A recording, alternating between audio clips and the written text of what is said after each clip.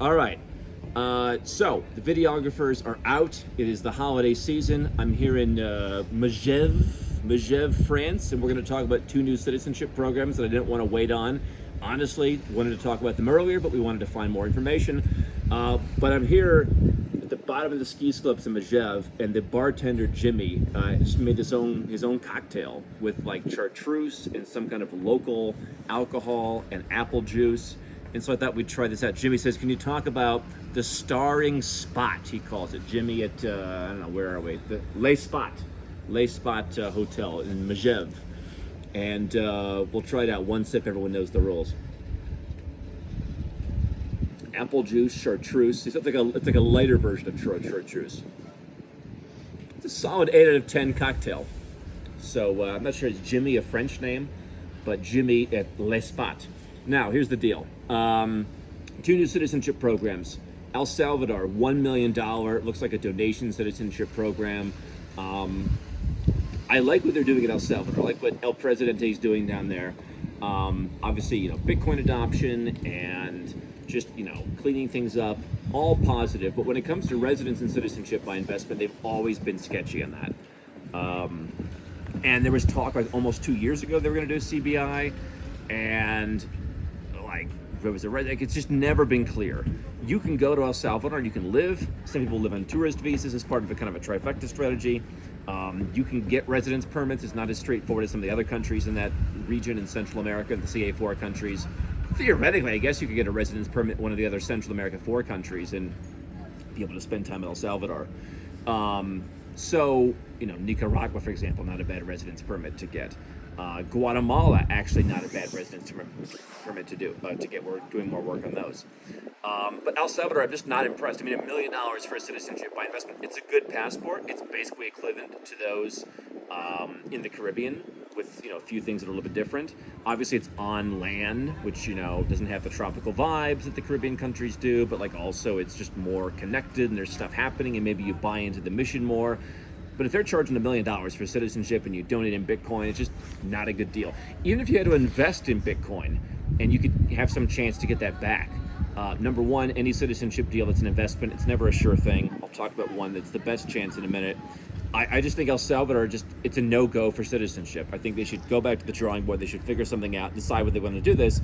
What I like about the president, he's kind of not entirely concerned what the EU has to say. Although, hey, listen, maybe they would cancel El Salvador's Schengen access, which is what happened in Vanuatu. But I mean, El Salvador, they're not ready for prime time. I've said that for 2 years. I continue to say it. If you want to go there, if you want to do Bitcoin, if you want to do all that stuff, great, go do it. By the way, if you're in Bitcoin and your Bitcoin's been going up this year, I've been telling you since it was at $16,000, move out of your high tax jurisdiction before it's too late. Because if you could have moved that at 16 or at 20 or at 28, you would have paid a lot less of an exit tax than you will at 44. So if you're in Bitcoin, you should be going to nomadcapitalist.com/apply and figuring out how to get out of your high tax country, whether it's El Salvador or whatever else. If you don't want the El Salvador passport.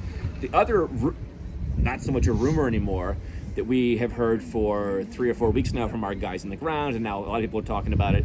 Turkey is talking about raising the minimum investment for citizenship by investment. So it went from 250. We started at $1 million a number of years ago, like 2018. Then it went to 250. Then it was at 400. That was that I think last June, I think. And now they're saying in 2024 they're going to push it to 600,000. 250 was like the number one best deal of all time. Turkish citizenship, was just talking to some guys on the team who are relatively new. They're like, that's a great passport to add to something else that's already good. Because you can go, it's a country of 80 million people. You can go to a lot of places around the world that are happy to have a population of 80 million visit there. You can't go to the Schengen area. Presumably, maybe when the politics change, you will be able to go to the Schengen area. That's being discussed now even. You're not going to the U.S. or Canada or Australia, but you're going anywhere in Central and South America. You can go to El Salvador as a tourist. You're going anywhere pretty much in Asia. I mean, Turkey has a pretty good passport, and you're buying property. And people say, well, hyperinflation. Right, that's the kind of asset you want to hold in hyperinflation. We saw it in Iran. We've seen it in Argentina. We've seen it in other countries that have hyperinflation. People who own property don't want to sell it. Just this is the store of value.